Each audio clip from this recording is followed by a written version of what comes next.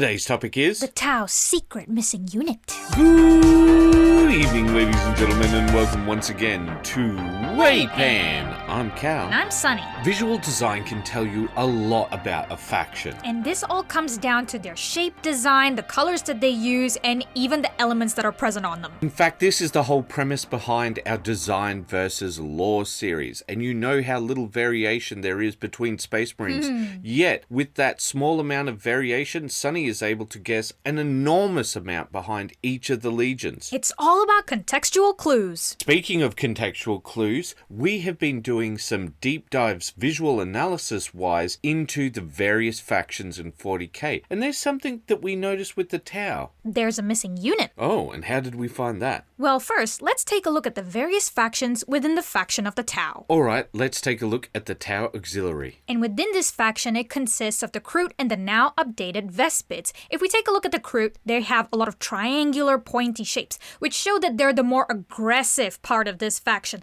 They're the ones that are more hostile based on their shape design as compared to the Tau, who use more circles and squares, and they're more friendly in that sense. And what about the Vespids? The Vespids are also the same. They use a lot of triangles when it comes to their stingers, the shape of their wings, and the barbs that you can find along their carapace. And this is because they model after wasps, which we all know are a very aggressive insect. Also, both of these races are contrasted against the Tau quite heavily by the fact that they seem nude. Exactly. Their angular biology is what takes center stage here. However, we do note major differences with the technology used. The Kroot are using archaic and arcane technology by a point of comparison compared to the Tau. You take a look at what they're using, and it looks like they're using blunderbusses compared to the advanced laser technology of that of the Tau. This is exacerbated by the fact that they seem to eschew almost all Tau technology. Take a look at the telescope that they use. It is not of Tau design. In fact, it looks like it would be just at home at the high seas. This makes them more brutish and barbaric in comparison. Along with their shape design, also the color design of the Kroot says that these are camouflaged predators. Take that in contrast with the Vespids, whose color scheme is always vibrant and stark, almost like a warning telling people, hey, don't mess with me. Now that's one of the groups within the Tau faction. Let's start talking about the others. Yes, within an army, it's pretty standard to have specialized units for different things. For example, reconnaissance, frontline units, or artillery. Speaking of artillery, we see some units which specifically say, oh, this is the artillery section, such as the broadsides and the storm surge. You can even create some of these artillery units with options like the hammerhead with railgun, or even the commander and crisis suit options. But of course, most of the time, artillery works in tandem with some sort of scout or reconnaissance unit. We see this with the Dark Strider, the Pathfinder units, and of course the Piranha. And of course, there are options within the Tau army that you can use to create this style of unit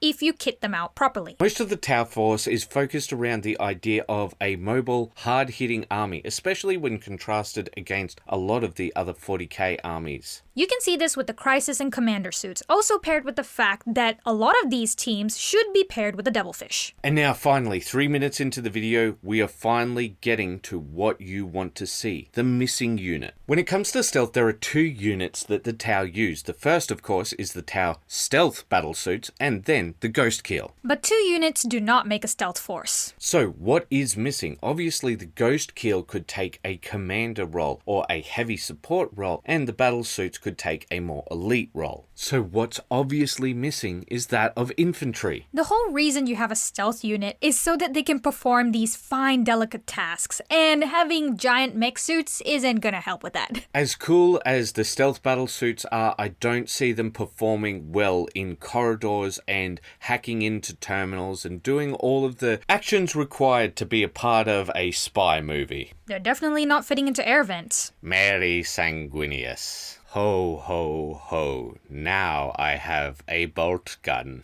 Yes, and what this means is it gives us an opportunity to flex our design muscles. And by flexing our design muscles, we're just going to blatantly steal from other people.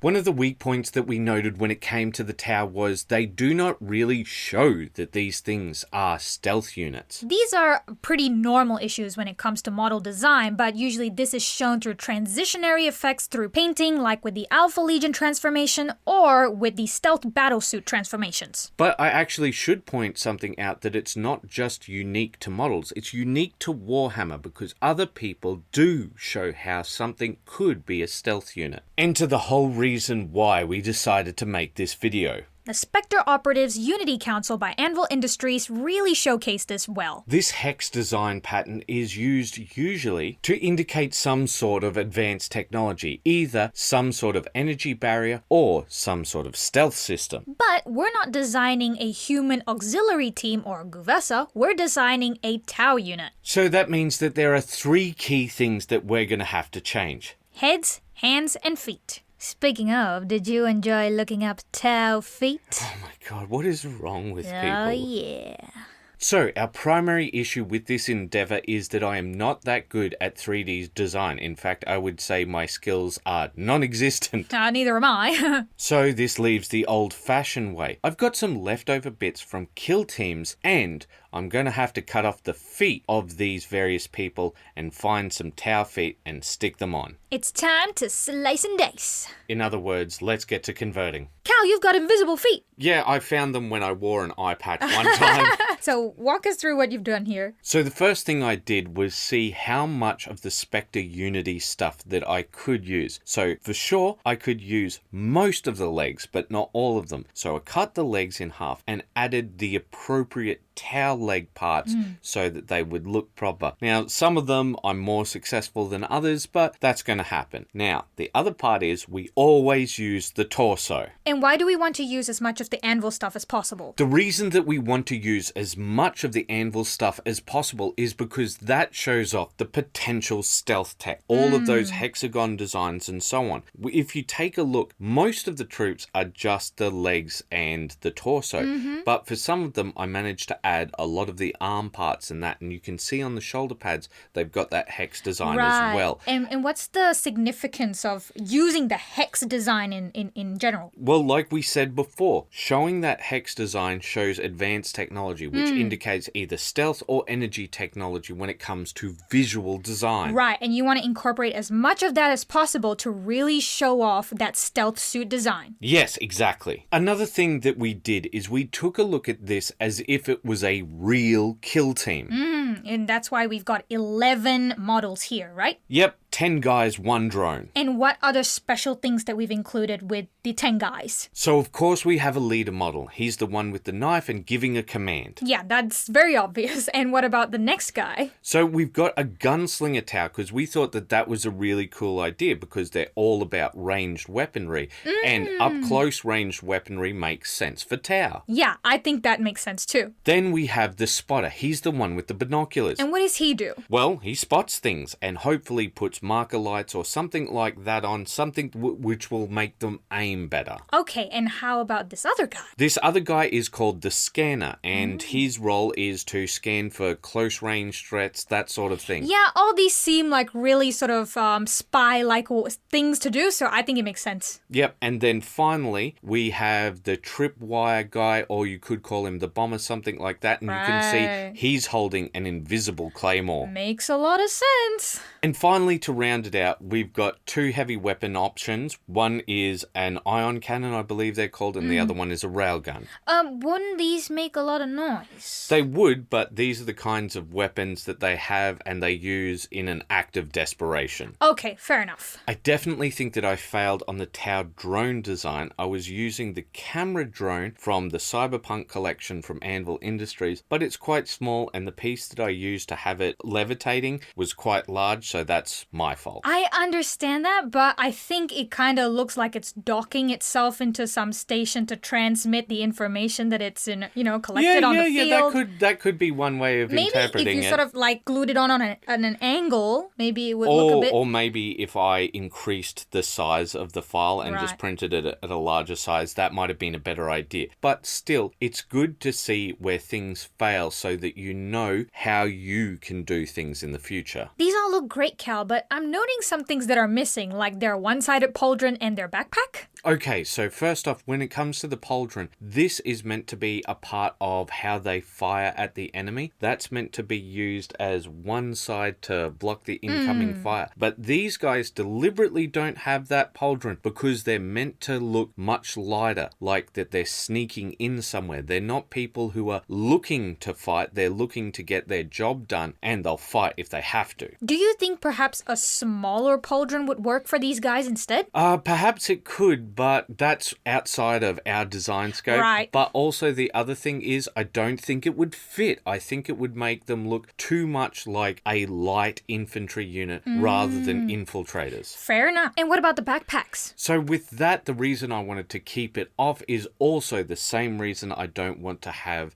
the pauldron on. I want them to look like a very light, quick-moving unit. Yeah, they need to be flexible. They got to do a lot of movements, hiding, crouching. Yep. You don't want you want to have as little obstructions as possible. And if you're going to be going in somewhere, you might have to be going through ductwork, stuff like that. And that's going to hit all the vents and Yeah, stuff. Now let's talk about the best part, how we painted these guys. All right, before you start talking about the visual design stuff and so on, I want to talk about what didn't work so that you guys don't have to do this. Yeah, don't use putty for this one to mask and then prime because that took way too much time. It's sticky, it's goopy, and now it's stuck to our holders. And it's much better to just brush prime. Just do that, especially if you do what we did and just sub-assemble. Cal, why did you use black, red, and white for the scheme? Well, for two reasons. One is visual design and the other is color psychology. When it comes to the visual design, it just helps to pop, isn't it? Against the transition line. The body has black and red and the weapons have white. Color psychology-wise, if you guys know these colors, these are the colors of the people who wish to enforce their ideology. Right, that makes sense. Also, black is a very obvious color for stealth. Yes, yes. And we use teal and white to highlight the technology firing up. And the teal and white contrast so well against the black and red. And the reason we did this is to really communicate visually how this is a stealth unit. So the use of the opaque versus the clear, showing that they're going invisible, and how it's transitioning between these two textures. And drawing some hexagons on the helmet also helped communicate this. You also did it on the arms and the legs. Yes, exactly. And this also helps to tie in that effect a bit better and make it more cohesive. And finally, for the basing, the reason that we used the bases that we did is this is the bases I have used for every kill team of the past season using the Gallo Dark terrain theme. Or dystopian beige future. If you remember that episode. I hope this has helped you understand design better and where designers are coming from. And I hope that this gives you some ideas for your next conversion.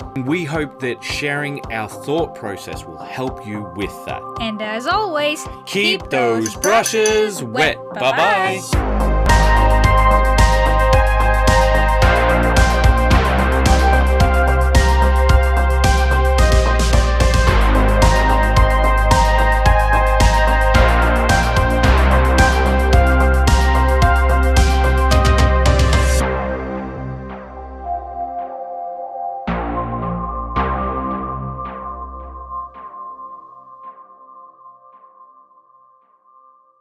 Remember how you said we would just do a Tau unit and not a Guvesa? Oh yeah, thanks for that, because if I had to do Guvesa, then... Cal. What? Let's do a Guvesa No!